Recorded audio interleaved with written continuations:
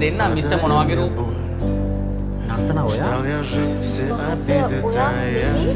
ඕ මම මෙහෙ තමයි දැන් වැඩ කරන්නේ ඔයා ඉතින් මගේ සිහින් ඉන්නවයි නෝන ඔයායි මිත රූපකල් මෙහෙට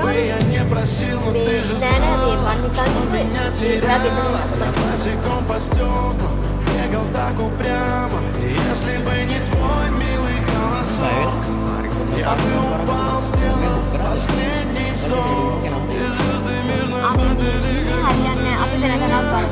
මේ මොකද පස්සේ මේක මොකද හොටෙල් එකක්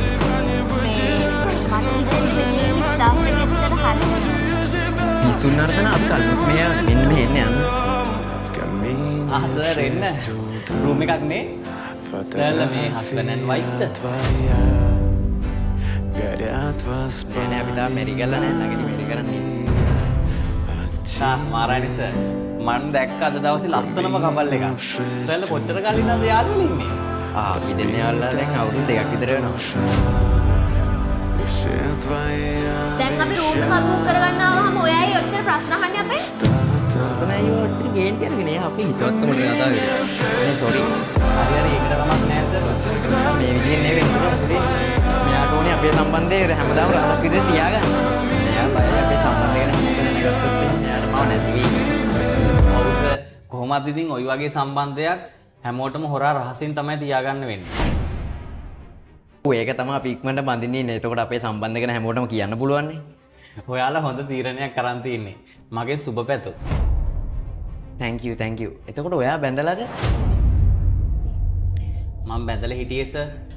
ඒ වුණාට මම දැන් ඩිවෝස් එක ගන්න හදන්නේ. ඩිවෝස්? සෝරි මං ඒ ගැන ඇහුවට ඔයාගේ. ඔයා කැමති නම් මට මේ ප්‍රශ්නේ ගැන කියන්න.